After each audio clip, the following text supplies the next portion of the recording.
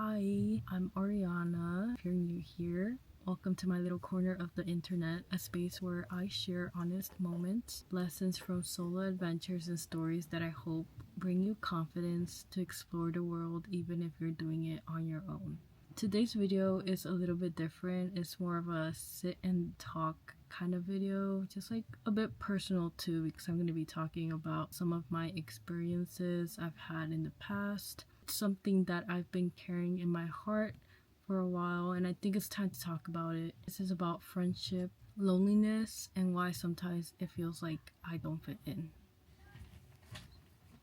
Mom told me to just be myself and people would like me. That would be good advice if you were somebody else. I'm trying to find like the best way I can like literally talk to you guys. Do you like this? You like this? I have no idea. Let's be real. Growing up, I've always been really close to my family. Parents are like my best friends, honestly, and I've learned so much about love and strength through them. I think a lot of the characteristics that I have are from my parents, and just the way I've been influenced, my beliefs, my values, and the way I behave is because of how close I am to them. And so I feel comfortable with sharing like even personal things that have happened to me. I did have friendships throughout my life. I did have best friends, but only like one or two friends. Bruiser, this is my first class as a serious law student.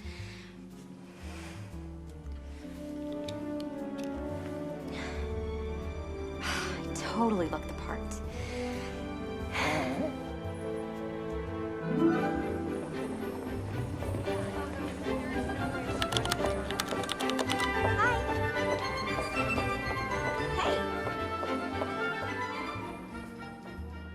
Sorry if I keep switching places, but it helps me get into what I want to talk about. Before I go further, I want to share a story that shaped the way I view friendship and why I sometimes struggle to fully trust people. So yes, I do have a little bit of trust issues. Back in my last year of middle school, I had a best friend who meant the world to me. We bonded quickly, emotionally, maybe too fast. We shared everything, trauma, fears, our personal lives. It felt safe, deep, and mutual. But one day she messaged me saying she needed to talk about something personal. It wasn't the right time or the right place. I replied, but the message didn't go through. What followed was rejection, avoidance, her pulling away. It triggered the worst kind of anxiety in me, the kind where you feel invisible. And I didn't know how to explain what was happening because at the time I was going through a hard time at home. I had no one else to talk to, so I completely shut down. This girl is deep. Where's the back building? It burned down in 1987. Won't we get in some sort of trouble for this? Why would we get you into trouble? I recently read something that helped me understand why that experience stayed with me for such a long time. Not only that, I got social anxiety, eating disorder, just a lot of issues with my confidence, my self-esteem. This is a study from the Journal of Social and Personal Relationships, talked about how negative experiences in close relationships often carry more emotional weight than positive ones. For any close relationship to last, whether it's a friendship, family bond, or romance, the good moments have to outweigh the bad ones by at least 5 to 1. That means for every one negative experience, you need at least 5 positive ones to balance it out. Basically, the pain sticks harder because it shakes the foundation we thought we had. So looking back, I realized I wasn't just hurt because she stopped talking to me, but I was hurt because I trusted her with everything, maybe more than I was ready to. And part of me felt ashamed because I started to discover I had feelings for her. But I didn't know how to name it. I didn't know if those feelings were valid. I was in an environment that didn't talk about things like being gay. So I stayed quiet. And I lost a friend and a part of myself. That moment like created a kind of silence in me, like my throat chakra was blocked and I couldn't speak freely or trust easily for a long time after that. Regina, you seem to really hate her. Yes. What's your question? Well, my question is, why? Up to this day, there are topics that I can't speak about without throat or my voice cracking up for no reason. It low-key triggers me because once my throat cracks up, I feel like I can't speak. I think in this case, I feel like we both had misunderstandings and maybe there was a lack of communication right there. So I think that's why that friendship fell apart. But slowly with time and a lot of self-reflection, I've learned that I deserve connection that feels safe. That sometimes people hurt us without meaning to, and that doesn't mean we're unlovable. It just means we're still healing. And now, even though I still get nervous talking to new people or opening up, I've come a long way. Exploring new places, solo trips, studying abroad, they've helped me reconnect with myself.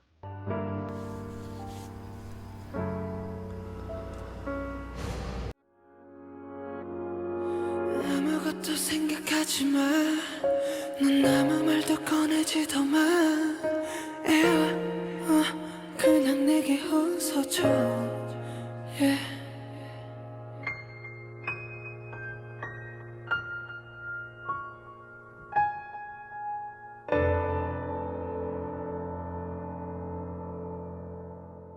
So I went through Google Scholar to find a definition from a psychology and sociology literature piece. Quote, friendship is a voluntary, reciprocal, and informal relationship between individuals that is characterized by intimacy, trust, shared interest, and mutual support. End quote. We hear 1996 friendship processes. Well, in my opinion, honestly, friendship really is very universal and like everyone has their own definition of friendships. And for me, I think because I built some wonderful friendships back when I was traveling and studying abroad in Korea, and I think I was able to find genuine people and authentic people that I could have like very long and deep conversations with, and that would inspire me as well. I think when you're there to support each other, even from a long distance point of view. I was about to make some kid's day by sitting next to him. Fregley must have bumped his head when he was little. There's still much that I want to talk about this topic, and the only reason why I really want to talk about it is because I came back to New York City and I feel like the social skills are not socializing. I'm not doing the best, especially since I'm commuting from home to school and have other things to do, and I just feel like I'm kind of craving for that connection and I don't have it. I just don't have it. Starting to get a little bit paranoid that oh my god, there's something wrong with me if I don't have friends. And also with social media, I see my other classmates from Korea and they're hanging out with their friends. So I'm comparing myself to other people. In case there's anyone out there feeling the same, and it's just not me. So if you're watching this and feel like you don't belong, you're the only one without a solid friend group, please know that you're not alone. Like they say, there's always fish in the sea. Maybe not with climate change, but let's not talk about it. That's another topic for another day. But I think there's a lot of people in this universe that you could connect with. It doesn't have to be at school. It could be outside of school. I'm still quietly trying to figure things out. I'm always learning something new about myself. You don't need a group to be worthy of love. You don't need constant plans to be living a full life.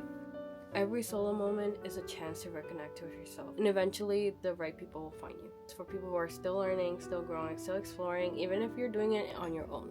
I've done a lot of solo traveling. Honestly, a little bit better than going traveling or hanging out with friends because you get to go to the places that you always want to. So that's a plus. And this is what this channel is about. It's about learning to move through life even when you feel alone and finding strength in the experience itself. I just hope my story brings you comfort today, and if you did, feel free to share your story in the comment section down below. I would love to hear. And until next time, take care of yourself and keep exploring, even if it's just one small step at a time. Then what was the point? Roku was just as much Fire Nation as Sozin was, right? If anything, their story proves anyone's capable of great good and great evil. Everyone, even the Fire Lord and the Fire Nation, have to be treated like they're worth giving a chance. And I also think it was about friendships. Do you really think friendships can last more than one lifetime? I don't see why not. Well, scientifically speaking, there's no way to prove that. Oh, Sokka, just hold hands.